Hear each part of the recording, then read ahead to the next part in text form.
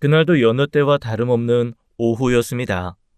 거래처 계약서를 검토하던 중이었어요. 그때 전화벨이 울렸습니다. 화면에 뜬 이름은 재훈이었어요. 대학 시절부터 함께한 오랜 친구였죠. 야, 지금 통화돼? 목소리가 평소와 달랐습니다.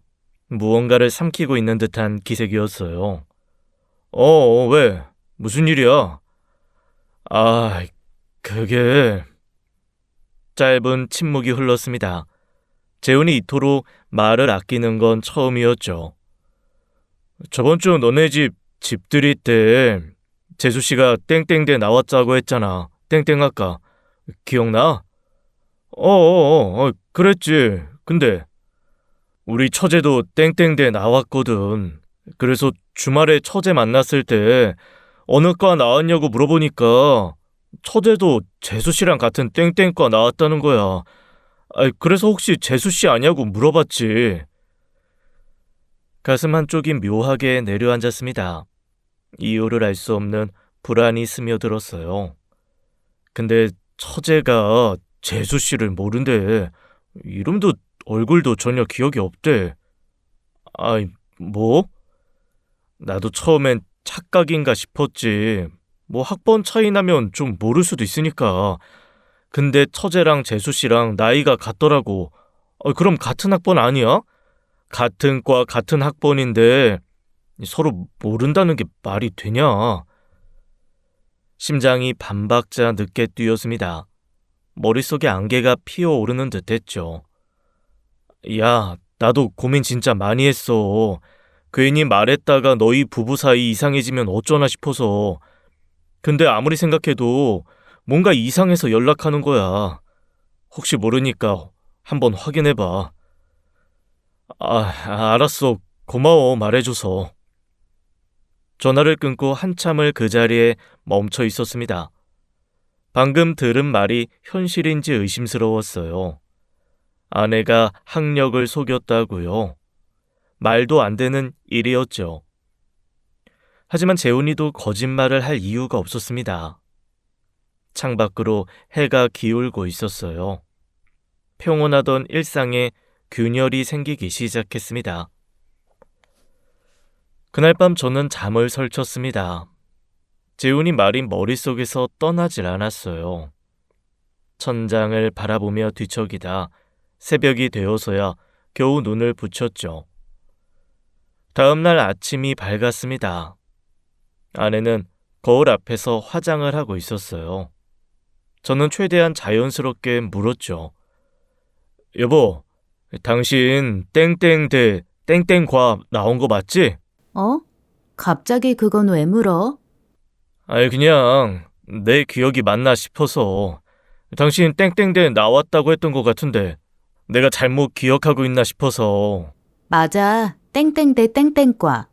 왜? 갑자기 무슨 일 있어? 아내의 목소리는 평온했습니다. 눈빛에도 동요가 없었어요. 마치 사실을 말하는 사람의 태도 그 자체였죠. 별일 아니야. 그냥 문득 생각나서 물어본 거야. 뭐야 싱겁게. 갑자기 학력 검증이야? 가벼운 농담처럼 웃으며 아내가 말했습니다. 저도 따라 웃었지만 속은 편치 않았어요. 나 오늘 비행이 있어서 먼저 나갈게. 늦었다. 아내는 승무원 유니폼을 챙겨 들었습니다. 익숙한 그 푸른색 정장이 오늘따라 낯설게 느껴졌어요. 현관문이 닫히고 집안에 정적이 내려앉았죠. 저는 식탁에 앉아 한참을 생각했습니다. 아내의 태도는 너무나 자연스러웠어요. 거짓말을 하는 사람의 모습이 아니었죠. 재훈이의 처제가 착각을 한 걸까요? 그렇게 생각하니 마음이 조금 가라앉았어요. 하지만 묘한 찜찜함이 남았습니다.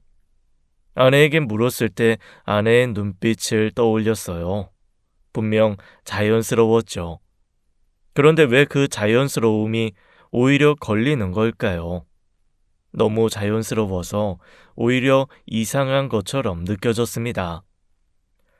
의심이란 한 번 싹이 트면 쉬이 사그러들지 않는 법이죠. 가슴 한 구석에 박힌 작은 가시가 자꾸만 신경을 긁었습니다. 문득 아내와 처음 만났던 날이 떠올랐습니다. 그때의 기억이 선명하게 되살아났어요. 저는 25에 맨손으로 사업을 시작했습니다. 가진 것이라곤 팩이 하나뿐이었죠. 은행 문턱이 얼마나 높은지 그때 처음 알았어요. 담보도 없고 신용도 없는 청년에게 돈을 빌려주는 곳은 없었습니다. 수없이 넘어지고 다시 일어서기를 반복했어요. 잠을 줄여가며 발로 뛰었죠. 그렇게 10여 년, 이제는 직원이 30명이 넘는 회사의 대표가 되었습니다. 대단한 규모는 아니지만 제 손으로 일궈낸 터전이었죠. 아내를 만난 건 출장을 마치고 돌아오는 길이었습니다. 공항 로비를 걷고 있었어요. 손에는 테이크아웃 커피가 들려 있었죠. 그때 누군가와 세게 부딪혔습니다. 커피가 와이셔츠 위로 쏟아졌어요. 갈색 얼룩이 가슴팍에 번졌죠. 어머, 죄송해요. 정말 죄송합니다. 고개를 드니 승무원 유니폼을 입은 여자가 서 있었습니다. 새하얀 얼굴이 당황으로 붉게 물들어 있었어요. 단정하게 묶은 머리카락 사이로 작은 귀가 보였죠. 괜찮습니다. 신경 쓰지 마세요. 아니에요. 제가 앞을 안 보고 걸었어요. 세탁비라도 드릴게요. 정말 죄송해요. 진짜 괜찮아요. 이 정도는 물로 닦으면 돼요. 그래도 제 마음이 안 놓여서요. 연락처 주시면 제가 꼭 보상해 드릴게요. 굳이 그럴 필요 없다고 했지만 아내는 물러서지 않았습니다. 미안한 표정으로 간곡히 부탁하는 모습에 거절하기가 어려웠어요. 결국 저는 번호를 건넸죠. 그게 시작이었습니다. 며칠 뒤 아내에게 연락이 왔습니다. 밥을 사겠다고 했어요. 거절할 이유는 없었죠. 그렇게 만나 이야기를 나누다 보니 마음이 통했습니다. 웃음 코드가 맞았고 대화가 편했어요. 어느새 연인이 되었고 1년 뒤 결혼식을 올렸죠. 운명이라고 생각했습니다. 우연히 부딪힌 그 순간이 제 인생을 바꿔놓았다고요. 주말이 되었습니다. 오랜만에 친구들과 술자리가 잡혔어요. 대학 동기들 넷이 모인 자리였죠. 한 잔, 두 잔 술이 돌자 재훈이가 저를 슬쩍 쳐다보았습니다. 야, 그거 어떻게 됐어? 알아봤어? 저는 잠시 망설였어요. 다른 친구들 앞에서 꺼내기 조심스러운 이야기였죠. 뭘? 저번에 내가 말한 거 재수씨 학력 말이야. 뭔데? 무슨 일 있어? 재훈이가 저를 대신해 상황을 설명했습니다. 자기 처제와 제 아내가 같은 대학, 같은 과를 나왔는데 처제가 제 아내를 모른다고 했다는 이야기였죠. 친구들 표정이 미묘하게 변했어요. 야, 그거 좀 이상한데? 같은 과면 당연히 알아야 하는 거 아니야? 특히 여자들은 더 잘 알잖아. 그니까 나도 그게 이상해서 준혁이한테 말해준 거야. 야, 잠깐. 너무 앞서가지 마. 학번 차이 많이 나면 모를 수도 있어. 같은 과여도 4학년 차이 나면 거의 안 마주치잖아. 근데 우리 처제랑 재수씨랑 나이가 같아. 그래? 그럼 재수씨가 대학을 늦게 갔을 수도 있지. 삼수나 사수 했을 수도 있고. 그건 그렇네. 동갑이어도 학번이 다를 수도 있으니까. 꼭 그렇지도 않아. 과 인원이 많으면 모르는 사람도 있어. 괜히 별거 아는 걸로 부부 사이 틀어지게 하지 마라. 그것도 맞는 말이긴 한데. 근데 나 같으면 좀 찜찜할 것 같아. 확실히 해두는 게 낫지 않아? 의견이 나뉘었습니다. 한쪽은 별일이 아니라고 했고 다른 쪽은 수상하다고 했어요. 저는 술잔만 만지작거리며 듣고 있었죠. 준혁아, 너는 어떻게 생각해? 재수 씨한테 물어는 봤어? 물어봤어. 자기 땡땡대 땡땡과 맞다고 하더라. 태연하게 맞다고 하더라고. 전혀 당황하는 기색 없이. 아유, 진짜 맞으니까 태어난 걸 수도 있지. 야, 그만해라. 쓸데없는 의심이야. 재훈이 처제가 잘못 기억하는 걸 수도 있잖아. 아유, 우리 처제가 그렇게 허술한 애가 아닌데. 잠시 침묵이 흘렀습니다. 이렇게 해라. 직접 따지지 말고 슬쩍 떠봐. 대학 시절 얘기 자연스럽게 꺼내서 반응 살펴보는 거야. 동기 중에 누구랑 친했냐? 과 MT 갔었냐? 뭐 이런 거. 야, 그거 괜찮네. 거짓말이면 디테일에서 막히겠지. 그래, 그렇게 해봐. 괜히 정면으로 부딪히지 말고. 친구들의 조언이 귓가에 맴돌았습니다. 술잔을 비우며 저는 생각했어요. 정말 이런 의심을 해야 하는 걸까요? 하지만 한번 품은 의문은 쉽게 사그라들지 않았죠. 술자리가 길어졌습니다. 집에 도착하니 자정이 훌쩍 넘어 있었어요. 현관문을 열고 들어서자 거실에 불이 켜져 있었죠. 아내가 소파에 앉아 저를 기다리고 있었습니다. 비행이 없는 날이었어요. 왔어? 오늘 많이 늦었네. 친구들 만나서 술 좀 마셨어. 아내가 자리에서 일어났습니다. 손에 무언가를 들고 있었어요. 당신, 이것 좀 봐. 아내가 내민 것은 종이 한 장이었습니다. 받아들고 보니 대학 졸업 증명서였어요. 땡땡대학교 땡땡학과. 아내 이름이 선명하게 적혀 있었죠. 이게 뭐야, 갑자기. 예전에 취업할 때 뽑아둔 건데 당신이 저번에 대학 물어봐서 생각났어. 나 진짜 땡땡대 나왔거든? 의심하는 것 같아서 보여주는 거야. 목소리에 살짝 날이 서 있었습니다. 저는 증명서를 찬찬히 살폈어요. 학번이 눈에 들어왔죠. 순간 심장이 쿵 내려앉았습니다. 학번이 재훈이 처제가 다닌 시기와 정확히 맞았어요. 같은 학번이라면 서로를 모를 수가 없었죠. 오히려 증명서가 의심을 더 키웠습니다. 제 표정이 굳은 것을 아내가 읽었나 봅니다. 왜? 왜 그런 표정이야? 설마 이것도 못 믿는 거야? 아니야. 그런 게 아니라. 아니긴 뭐가 아니야. 표정에 다 써 있는데. 나 지금 진짜 기분 나쁘거든? 아내의 눈에 노기가 서렸습니다. 목소리가 한 톤 높아졌어요. 내가 졸업 증명서까지 보여주는데 그게 뭔 표정이야? 대체 내가 뭘 어쨌길래 이런 취급을 받아야 해? 아니야. 오해야.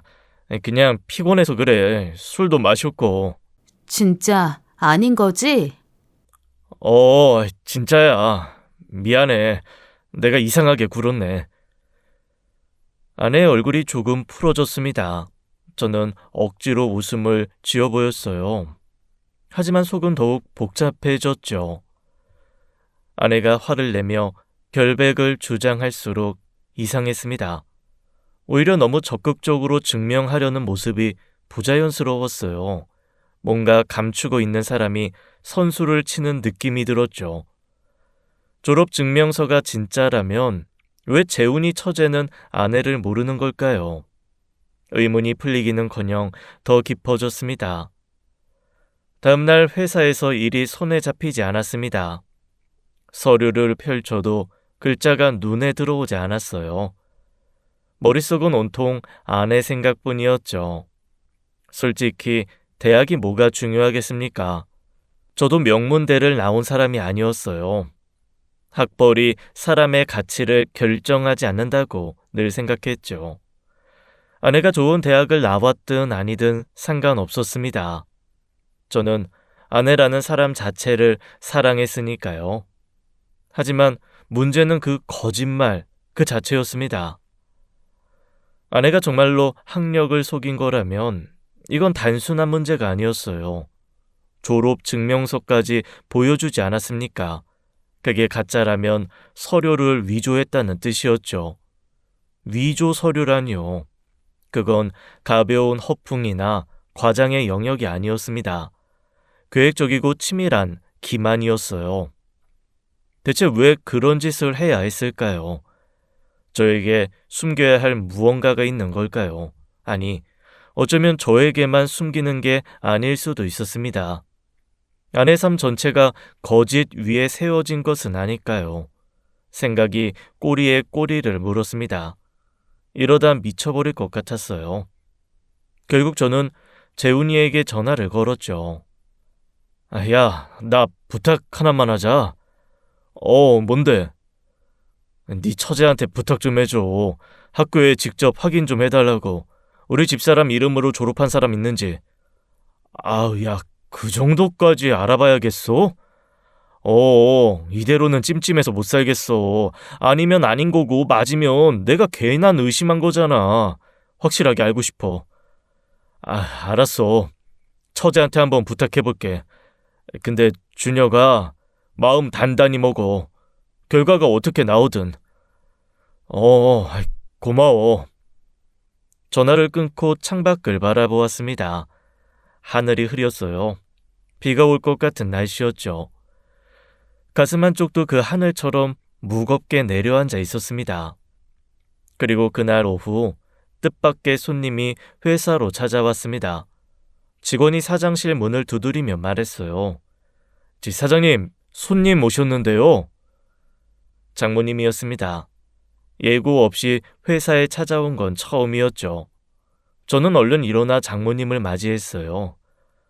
어머니, 어쩐 일이세요? 미리 연락 주시지. 근처에 볼 일이 있어서 왔다가 들른 거야. 바쁜 거 아니지? 아니요, 괜찮습니다. 들어오세요. 장모님을 응접실로 안내하고 커피를 내왔습니다. 장모님은 커피를 한 모금 마시더니 본론을 꺼냈어요. 사위, 다름이 아니라 내가 부탁할 게 있어서 왔어. 네, 말씀하세요. 이번에 지방에 좋은 땅이 나왔거든. 개발 호재가 있는 곳인데 지금 안 사면 남 좋은 일 시키는 거야. 네. 근데 말이야, 내가 저번에 건물 하나 낙찰받은 게 있어서 자금이 좀 묶여 있어. 일시적으로 현금이 좀 부족한 상황이야. 저는 어디로 흘러갈 이야기인지 감이 왔습니다. 그래서 말인데 사위한테 10억만 빌릴 수 있을까? 2달이면 돌려줄게. 10억이라는 숫자가 귀를 때렸습니다. 작은 돈이 아니었어요. 물론 제가 마음먹고 끌어모으면 가능한 금액이긴 했죠. 하지만 회사 운영 자금까지 건드려야 하는 액수였습니다. 10억이요? 금액이 좀 크네요. 크긴 뭐가 커. 나한테 10억은 푼돈이야. 걱정 말고. 내가 어떤 사람인지 자네가 더 잘 알잖나. 장모님은 자신만만하게 말씀하셨습니다. 사실 장모님은 부유한 분이었어요. 강남 한복판 고급 아파트에서 가사 도우미까지 두고 사셨죠. 부동산 투자로 큰 돈을 번 신흥 부자였습니다. 그 정도 재력이면 10억쯤은 금방 갚을 수 있을 거라는 생각이 들었어요. 하지만 선뜻 내키지 않았습니다. 아무리 장모님이라도 10억은 부담스러운 금액이었어요. 무엇보다 요즘 아내 문제로 머릿속이 복잡한 상황이었죠. 어머니, 제가 생각 좀 해보고 연락드려도 될까요? 금액이 커서 바로 결정하기가 어렵습니다. 그래? 뭘 그렇게 고민해? 가족끼리인데. 장모님 눈빛이 살짝 날카로워졌습니다. 하지만 이내 웃음을 지으셨어요.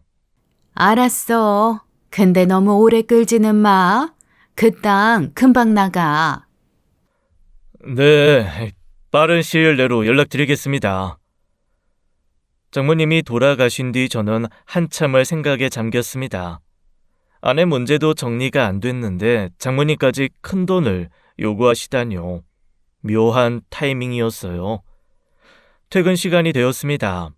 짐을 챙기려는데 휴대폰이 울렸어요. 재훈이었죠. 야, 어떻게 됐어? 처제한테 물어봤어. 학교 동문 네트워크로 확인해봤대. 심장이 조여왔습니다. 준혁아, 재수씨 이름으로 졸업한 사람 없대. 땡땡과 땡땡과에 그 이름 가진 학생이 없었어. 학번이 문제가 아니라. 뭐라고? 처제가 2번이나 확인했대. 혹시 몰라서 동기랑 선배들한테 연락해서 찾아봤는데 아예 없대. 그 과에 그 이름을 가진 사람이 단 한 명도 없었대. 전화기를 쥔 손이 떨렸습니다. 예상은 했지만 막상 확인되니 머리가 멍해졌어요. 야, 괜찮아? 고마워. 끊을게.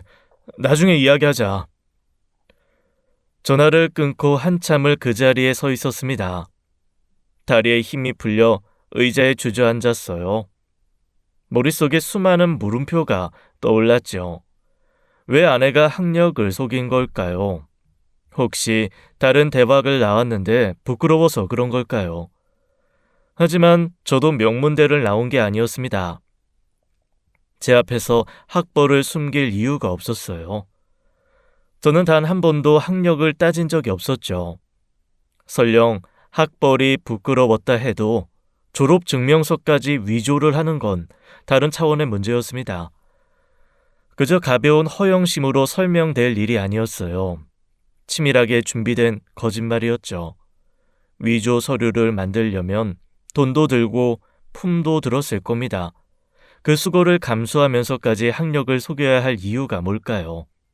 그것은 바로 학력만의 문제가 아닐 수도 있다는 생각이 들었습니다. 아내 직업도 의심스러워졌어요. 정말 승무원이 맞긴 한 걸까요? 매번 비행이 있다며 집을 나서는 아내, 유니폼을 입고 출근하는 모습을 수없이 보았지만 그것도 연기일 수 있었습니다.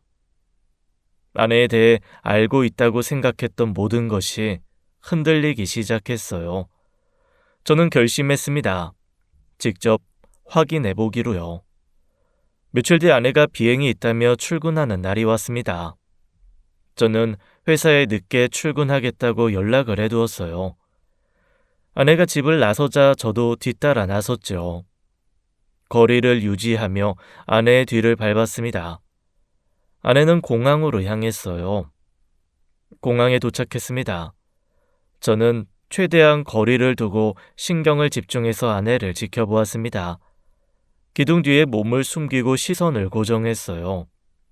아내가 어디로 가는지 확인하고 싶었죠. 아내의 푸른색 승무원 복장이 햇살 아래 단정하게 빛났죠. 그런데 이상했습니다. 아내는 어디론가 향하지 않았어요. 그냥 공항 로비를 천천히 걸어 다녔죠. 마치 유령처럼 목적 없이 떠돌았습니다. 비행 시간이 다가오는데도 탑승 게이트로 가지 않았어요.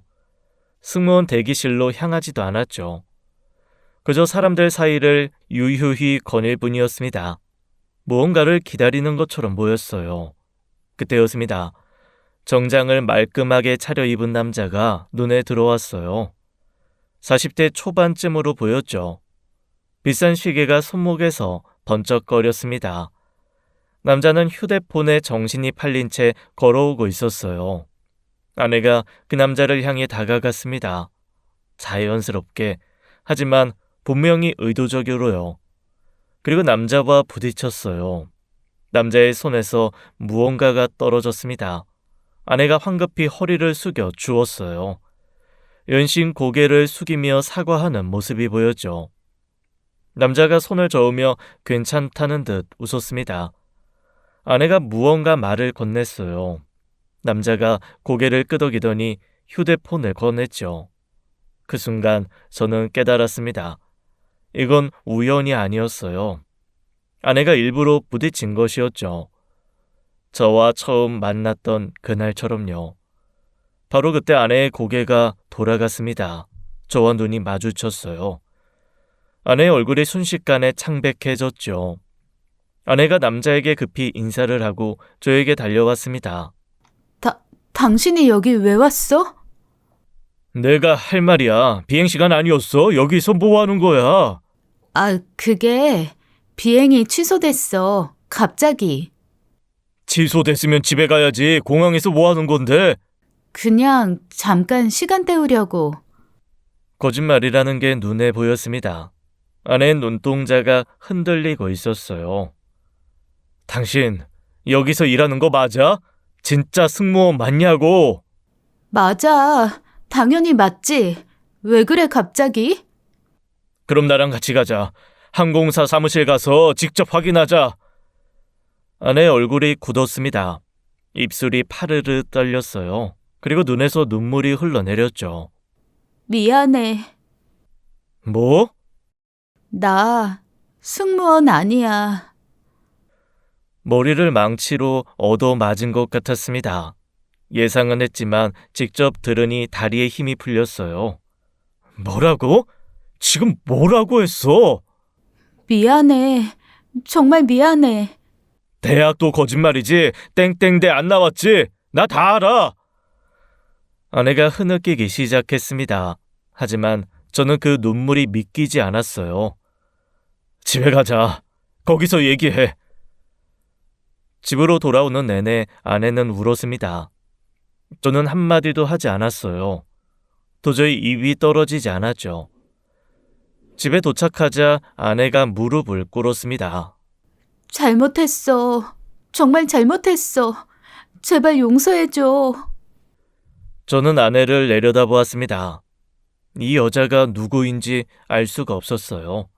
함께 산 세월이 한순간에 낯설어졌죠. 저는 아내를 노려보았습니다. 공항에서 그 남자 왜 부딪힌 거야? 실수였어. 앞을 안 보고 걷다가 그냥 부딪힌 거야. 거짓말하지 마. 내가 봤어. 당신이 먼저 다가갔잖아. 일부러 부딪힌 거지? 아니야. 정말 아니야. 믿어줘. 저는 코웃음이 났습니다. 믿어달라는 말이 이제 와서 무슨 의미가 있겠습니까? 대학도 거짓, 직업도 거짓이었어요. 그 입에서 나오는 말 중에 진실이 무엇인지 알 수가 없었죠. 그때 초인종이 울렸습니다. 현관 모니터를 보니 장모님이었죠. 아내가 연락이라도 한 걸까요? 문을 열자 장모님이 거실로 들어왔습니다. 무슨 일이야? 서영이 왜 울고 있어? 저는 담담하게 말했습니다. 어머니, 아시고 계셨습니까? 서영이 승무원 아니라는 거, 대학도 땡땡대 나온 게 아니라는 거. 장모님의 표정이 굳었습니다. 하지만 놀라는 기색은 아니었어요. 뭔가 예상했다는 듯한 얼굴이었죠. 앉아 보게. 서영이가 원래 어릴 때부터 그랬어. 자잘한 거짓말을 좀 하는 버릇이 있었지. 근데 이 정도일 줄은 나도 몰랐어. 이 정도요? 승무원 행세를 결혼 전에도 했는데 모르셨다고요? 딸이 매일 유니폼 입고 출근하는 걸 어머니가 몰랐다는 게 말이 됩니까? 진짜 몰랐어. 얘가 나한테도 승무원이라고 했으니까. 믿기 어려웠습니다. 장모님도 속았다고요? 말도 안 되는 변명이었어요. 그리고 사위, 생각해봐. 자네 서영이 직업 보고 결혼한 거 아니잖아. 그치? 그게 지금 중요한 게 아니지 않습니까? 중요하지. 서영이가 승무원이든 아니든 자네가 사랑한 건 서영이라는 사람 자체였잖아. 그건 변한 게 없어. 저는 기가 막혔습니다. 논점을 흐리려는 게 빤히 보였어요. 그리고 서영이는 아픈 거야. 거짓말을 못 참는 병이 있어. 치료를 받아야 해. 자네가 도와줘야지. 남편이면. 아픈 거라고요? 그래, 이건 서영이 잘못이 아니야. 병이야, 병. 아내가 끄덕이며 울먹였습니다. 맞아. 나도 왜 이러는지 모르겠어. 거짓말이 그냥 나와. 나도 힘들어. 두 사람의 말이 너무나 자기적이었습니다. 마치 짜고 치는 것 같았어요. 저는 더 이상 듣고 싶지 않았죠. 저 생각할 시간이 필요합니다. 오늘은 그만 가주세요. 어머님도, 그리고 당신도. 뭐? 지금 우리 보고 나가라는 거야? 네, 오늘은 혼자 있고 싶습니다. 장모님의 얼굴이 불구락 푸르락해졌습니다. 야, 강준혁! 너 지금 장모한테 이래도 되는 거야? 서영이가 잘못한 거 인정해. 근데 이건 너무한 거 아니야? 저도 정리가 필요합니다. 며칠만 시간을 주십시오. 좋아, 나가줄게. 근데 명심해. 오늘 이렇게 나가면 다시는 내 딸 못 봐. 이혼이야, 이혼. 장모님이 아내의 손을 잡아 끌었습니다. 아내가 저를 돌아보며 애원하는 눈빛을 보냈어요. 하지만 저는 고개를 돌렸죠. 장모님도 말은 저렇게 했지만 어서 붙잡아 주길 바라는 모습이었어요. 저는 아랑곳하지 않고 직접 장모님과 아내를 집 밖으로 내보냈습니다. 현관문이 쾅 닫혔습니다. 집안에 정적이 내려앉았어요. 저는 소파에 털썩 주저앉았죠. 사기 결혼, 그 단어가 머릿속을 떠나지 않았습니다. 아내와의 첫 만남부터 지금까지 모든 것이 계획된 것이라는 생각이 들었죠. 생각할수록 소름이 돋았어요. 그리고 다음 날 아침 일찍 전화가 울렸습니다. 장모님이었어요.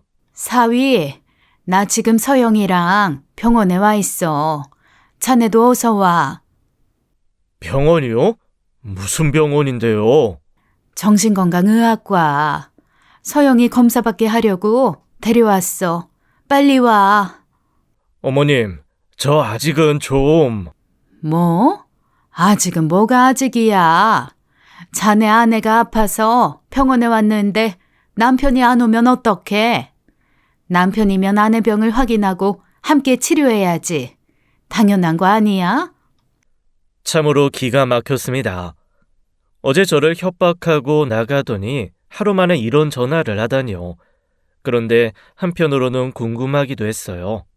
이 모녀가 대체 무슨 꿍꿍이인지 끝까지 보고 싶었죠. 알겠습니다. 가겠습니다. 병원에 도착하니 장모님과 아내가 대기실에 앉아 있었어요. 아내는 고개를 숙이고 있었어요. 저를 보더니 눈물을 글썽였죠. 왔어? 앉아. 저는 아내 옆에 앉았습니다. 장모님이 목소리를 낮추며 말했어요. 사위, 내가 알아봤는데 서영이가 공상허언증인 것 같아. 있잖아, 리플리 증후군이라고. 자기가 한 거짓말을 진실로 믿는 병이야. 네? 이건 서영이 잘못이 아니야. 병이야, 병. 치료하면 금방 나아. 그러니까 사위가 이해해주고 잘 도와줘야 해. 저는 속으로 코웃음이 났습니다.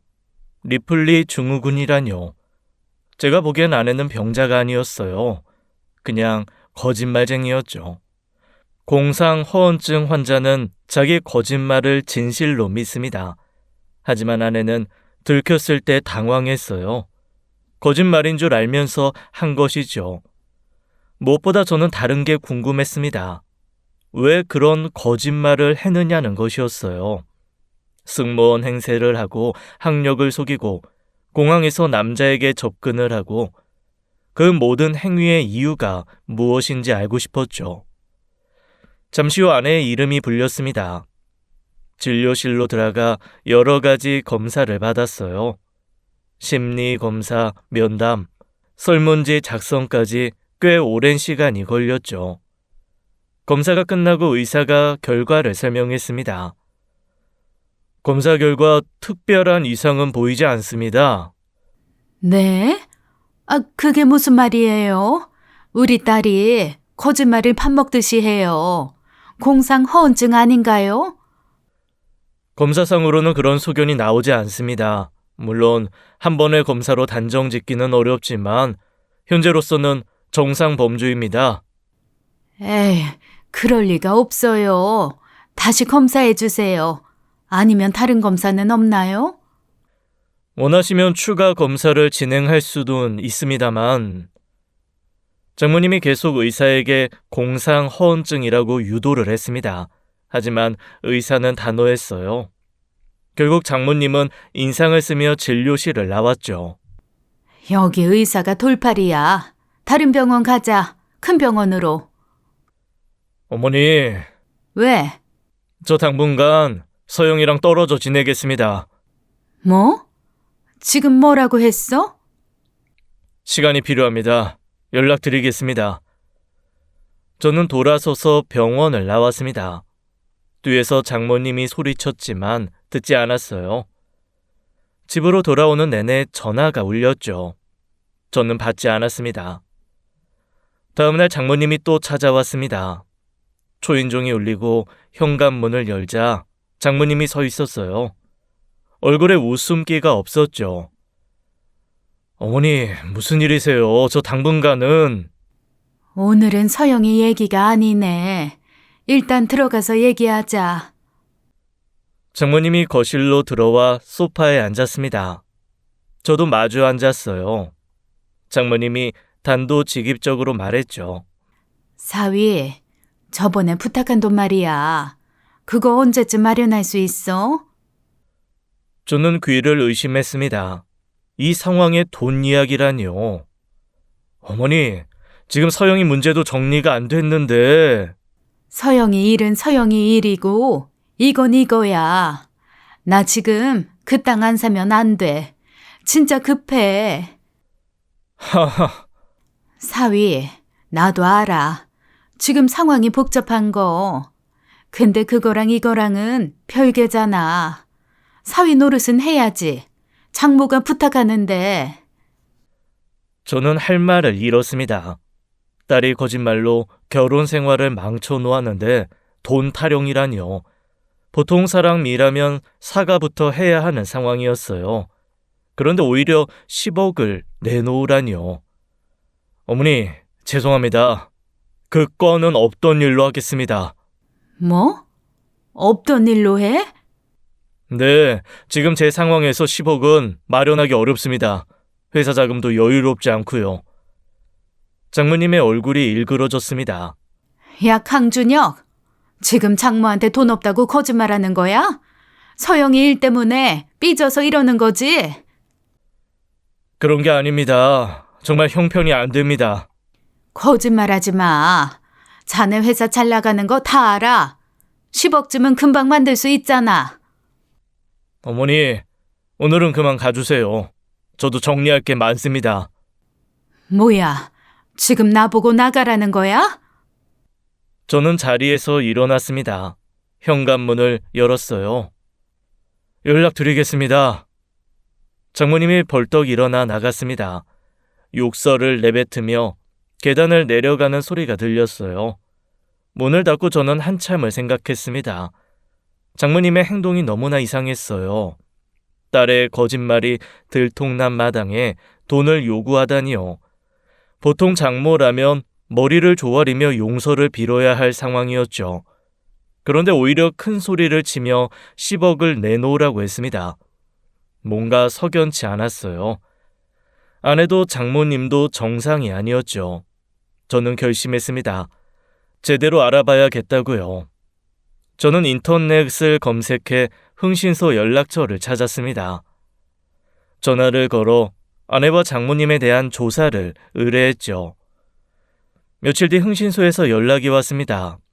조사 결과가 나왔다고 했어요. 저는 곧바로 흥신소 사무실로 향했죠. 흥신소 소장이 서류 봉투를 건넸습니다. 저는 떨리는 손으로 봉투를 열었어요. 먼저 장모님 쪽부터 말씀드리겠습니다. 장모님이 거주하시는 강남 아파트요. 그거 본인 소유 아닙니다. 네? 그게 무슨 말이에요? 월세입니다. 등기부등본 확인해봤습니다. 머리가 멍해졌어요. 장모님이 그 아파트에서 월세로 산다고요. 가사 도우미까지 두고 사는 부자인 줄 알았어요. 부동산 투자로 큰 돈을 번 신흥 부자라고 들었죠. 그런데 그게 다 거짓말이었단 말입니까? 물론 진짜 부자여서 월세로 살고 있는 것일 수도 있어요. 세금 문제 때문에요. 일단 더 확인을 해보아야 했습니다. 그리고 부인 쪽 조사 결과입니다. 부인이 어떤 남자를 만나고 있습니다. 심장이 철렁 내려앉았습니다. 외도인가요? 그건 아닌 것 같습니다. 둘이 만나서 대화를 하는데요. 부인이 일방적으로 화를 내더라고요. 남자가 뭐라고 하면 부인이 언성을 높이고 남자는 주로 듣는 편이었습니다. 모텔 같은 데는요? 그런 곳도 드나드는 건 확인되지 않았습니다. 만나는 장소도 주로 카페나 식당이었고요. 불륜 관계로 보기엔 분위기가 달랐습니다. 이상했습니다. 외도가 아니라면 대체 누구를 만나는 걸까요? 그것도 일방적으로 화를 내면서요. 협박이라도 하는 걸까요? 그 남자가 누군지 알 수 있나요? 네, 신원 파악했습니다. 소장이 서류 한 장을 꺼내 보여주었습니다. 남자의 사진과 인적 사항이 적혀 있었어요. 40대 초반의 사업가였죠. 유부남이었습니다. 이 남자 무역회사 운영하고 있고요. 기혼의 자녀가 둘입니다.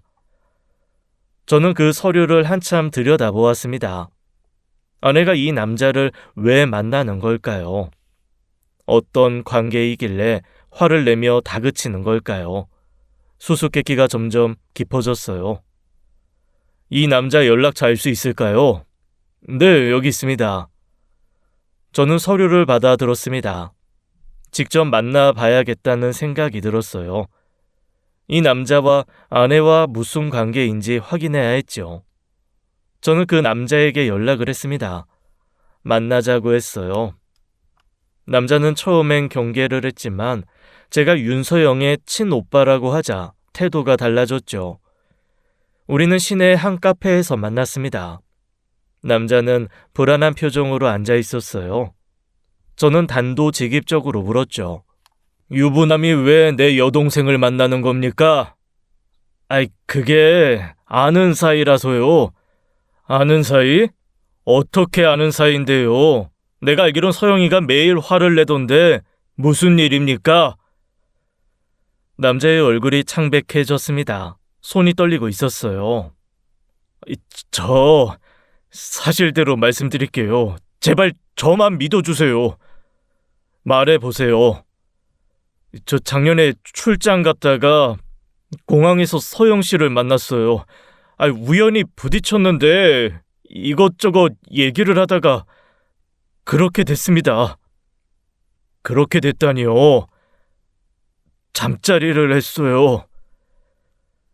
예상은 했지만 직접 들으니 속이 뒤틀렸습니다. 그런데 얼마 뒤에 서영 씨가 연락을 해왔어요. 자기가 임신을 했다고. 저는 유부남이고 애도 둘이나 있는데 이게 알려지면 다 끝장이에요. 그래서요. 서영 씨가 돈을 요구했어요. 입막음 비용이라고. 처음엔 2천만 원이었는데 계속 늘어났어요. 지금까지 억 단위로 줬습니다. 저는 머리가 멍해졌습니다. 아내가 꽃뱀이었던 겁니다. 공항에서 사업가들을 노리고 접근해 관계를 맺은 뒤 임신을 빌미로 돈을 뜯어내고 있었어요. 임신은 진짜입니까?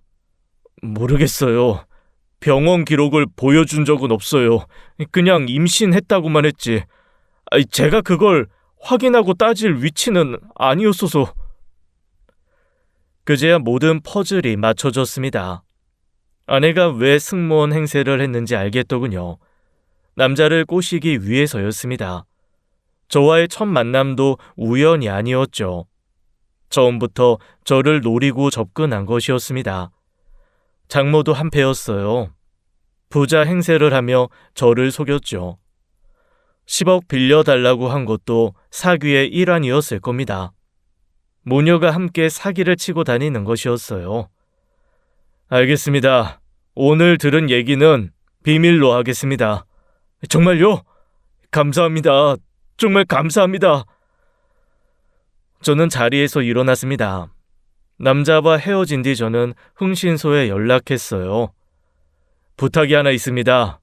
이 남자 아내에게 이 사실을 익명으로 알려주세요. 그렇게 해도 괜찮으시겠습니까? 근데 그쪽 아내분도 알 권리가 있으니까요. 전화를 끊고 저는 하늘을 올려다보았습니다. 제가 사랑했던 여자는 처음부터 존재하지 않았어요. 모든 것이 거짓이었죠. 분노보다 허탈함이 먼저 밀려왔습니다. 함께한 시간들이 주마등처럼 스쳐 지나갔어요. 웃으며 나누던 대화, 손잡고 걷던 거리, 결혼식 날의 눈물, 그 모든 순간이 연기였다니요. 저는 사기꾼에게 속아 결혼한 바보였습니다. 저는 곧바로 변호사를 찾아갔습니다. 혼인 취소 소송과 위자료 청구 소송을 의뢰했어요. 변호사는 증거가 충분하다며 승소 가능성이 높다고 했죠. 그날부터 아내와 장모님에게 연락이 쏟아졌습니다. 전화, 문자, 카카오톡이 쉴 새 없이 울렸어요. 용서해달라는 애원, 오해라는 변명, 협박까지 섞여 있었죠. 저는 모두 차단해버렸습니다. 그리고 짧은 문자 하나만 보냈어요. 앞으로 할 말이 있으면 제 변호사와 하세요. 더 이상 그들과 대화할 생각이 없었습니다. 이제 남은 건 법적 절차뿐이었죠. 보름이 흘렀습니다. 소송은 진행 중이었고 저는 여전히 혼자였어요. 집에 돌아오면 텅 빈 거실이 저를 맞이했죠. 그날 밤 저는 술을 마셨습니다. 오랜만에 만난 친구들과 회포를 풀었어요. 하지만 술이 들어갈수록 속이 더 상했죠. 배신당한 기억이 자꾸만 떠올랐습니다. 결국 과음을 하고 말았어요. 대리기사를 불러 집에 도착했습니다. 현관문 앞에 서니 속이 울렁거렸어요. 숙취 해소제가 필요할 것 같았죠. 저는 다시 밖으로 나왔습니다. 집 근처 편의점까지는 걸어서 5분 거리였어요. 밤 공기가 차가웠죠. 술기운에 달아오른 얼굴을 식히며 천천히 걸었습니다. 편의점에서 숙취 해소제를 사고 돌아오는 길이었어요. 골목으로 접어드는데 누군가 제 앞을 가로막았죠. 강준혁 씨 맞죠? 남자였습니다. 모자를 눌러쓰고 마스크를 하고 있었죠. 분위기가 심상치 않았습니다. 네, 맞는데요. 당신 누구세요? 남자가 대답 대신 품속에서 무언가를 꺼냈습니다. 가로등 불빛에 번쩍이는 것이 보였어요. 20cm는 좋게 되어 보이는 흉기였습니다. 순간 온몸에 술 기운이 확 달아났어요. 아드레날린이 치솟았죠. 남자가 달려들었습니다. 하지만 저는 그냥 당하고 있을 사람이 아니었어요. 저는 취미로 주짓수와 복싱을 배웠죠. 그냥 배운 정도가 아니었습니다. 매일 새벽마다 체육관에서 땀을 흘렸어요. 아마추어 대회에 나가 복싱 부분에선 은메달을 딴 적도 있었죠. 몸에 익힌 것은 술에 취해도 잊히지 않았습니다. 칼이 다가오는 순간 머리보다 몸이 먼저 반응했어요. 바로 오른 주먹이 나갔습니다. 체중을 실은 스트레이트였어요. 정확히 그 남자 턱 끝을 가격했죠. 퍽 둔탁한 소리와 함께 남자의 고개가 뒤로 젖혀졌습니다. 눈이 풀리더니 그대로 쓰러졌어요. 그 남자가 바닥에 쓰러지며 쨍그랑 소리를 냈죠. 남자는 꿈쩍도 하지 않았습니다. 단 한 방에 기절해버린 것이었어요. 턱을 정확히 맞으면 뇌가 흔들려 의식을 잃지요. 교과서적인 노가웃이었습니다. 저는 어이가 없었어요. 방금 무슨 일이 벌어진 건지 실감이 나지 않았죠. 대체 누가 왜 이런 짓을 한 걸까요? 정신을 차리고 주변을 살폈습니다. 골목에는 아무도 없었어요. 저는 넥타이를 풀어 남자의 손을 묶었죠. 그리고 바로 경찰에 신고를 했습니다. 여보세요? 경찰이죠. 방금 제가 습격을 당했는데 범인을 제압했습니다. 제 위치는... 전화를 끊고 저는 쓰러져 있는 남자를 내려다보았습니다. 이자가 누구인지 왜 저를 노렸는지 궁금했어요. 직감적으로 아내와 관련이 있을 거라는 생각이 들었죠. 그게 아니라면 제가 습격을 당할 이유가 없었으니까요. 곧 경찰 사이렌 소리가 들려왔습니다. 경찰서에서 조사가 진행되었습니다. 저는 피해자 조사를 받고 그 남자는 가해자 조사를 받았어요. 몇 시간이 흐른 뒤 담당 형사가 저를 불렀죠. 강준혁 씨, 범인 진술 내용 알려드릴게요. 들으실래요? 네, 듣겠습니다. 형사가 조서를 펼쳤습니다. 범인 이름은 최정수, 36세 남성입니다. 무역회사를 운영하고 있고요. 이 범행 동기가 좀 복잡합니다. 어떻게 복잡한데요? 이 남자가 윤서영 씨한테 협박을 당하고 있었답니다. 예상했던 대로였습니다. 아내 또 다른 피해자였던 것이었죠. 출장 갔다 오는 길에 공항에서 윤서영 씨를 만났대요. 우연히 부딪혔는데 이것저것 얘기를 하다가 관계를 가졌다고 합니다. 그 다음에 협박을 당한 거군요. 네, 임신했다면서 돈을 요구했대요. 이 남자 사업 자금이 전부 처갓집에서 나온 거라서요. 외도 사실이 알려지면 이혼당하고 전부 잃게 되는 상황이었답니다. 이전에 만났던 남자와 똑같은 패턴이었습니다. 아내의 수법은 일관적이었어요. 공항에서 사업가를 노리고 접근해 관계를 맺은 뒤 임신을 빌미로 돈을 뜯어내는 것이었죠. 그런데 최근에 윤서영 씨가 조건을 바꿨다고 합니다. 조건을 바꿨다고요? 네, 돈 대신 다른 걸 요구했대요. 형사가 잠시 말을 멈췄습니다. 저를 바라보는 눈빛이 무거웠어요. 강준영 씨를 제거해주면 지금까지의 일은 없던 걸로 하겠다고 했답니다. 순간 귀를 의심했습니다. 제거하라니요. 저를 죽이라는 뜻이었죠. 이 남자가 모든 걸 일을 위기에 처하니까 극단적인 선택을 한 겁니다. 처가에서 받을 돈으로 사업을 하고 있으니 이혼당하면 빈털털이 되거든요.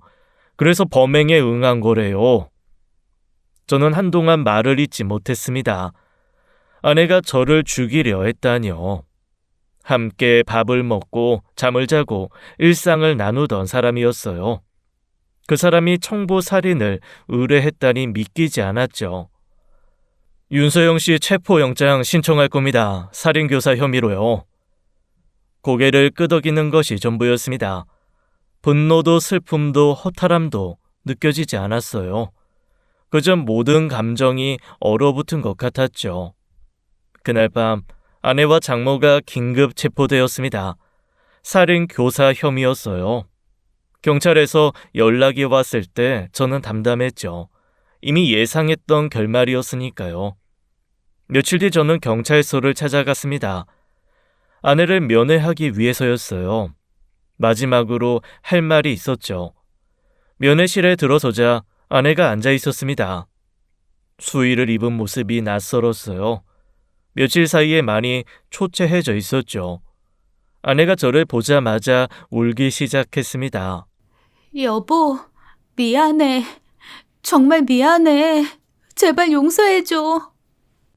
저는 아내를 가만히 바라보았습니다. 한때 사랑했던 얼굴이었어요. 그 얼굴이 이제는 완전한 타인처럼 느껴졌죠. 한 가지만 물어볼게. 뭐든 말해. 다 말할게. 당신 진짜 모습이 뭐야? 뭐라고? 공항에서 사업가들 꼬시는 꽃뱀이야? 아니면 거짓말을 못 참는 정신병자야? 둘 중에 뭐가 진짜 당신이야? 아내가 고개를 떨궜습니다. 한참을 말이 없었어요. 그러다 작은 목소리로 중얼거렸죠. 나도 몰라. 진짜 나도 몰라. 어쩌다 이렇게 됐는지. 그래? 모른다고? 처음엔 그냥 작은 거짓말이었어. 근데 점점 커졌어. 멈출 수가 없었어. 나도 힘들었어. 당신 진짜 사랑했어. 그건 거짓말 아니야. 저는 코웃음이 났습니다. 사랑했다고요? 저를 죽이려고 사람까지 보내놓고 사랑이란요. 사랑? 야, 나를 죽이려고 한 게 사랑이야? 그건 엄마가 시킨 거야. 난 반대했어. 진짜야. 장모 탓으로 돌리는 거야? 끝까지? 아내가 다시 울기 시작했습니다. 눈물이 볼을 타고 흘러내렸어요. 예전 같으면 마음이 흔들렸을지도 모릅니다. 하지만 지금은 아무 감정도 들지 않았죠. 제발 한 번만 용서해줘. 다시는 안 그럴게. 평생 속죄하며 살게. 당신 없이 못 살아. 저는 자리에서 일어났습니다. 있잖아.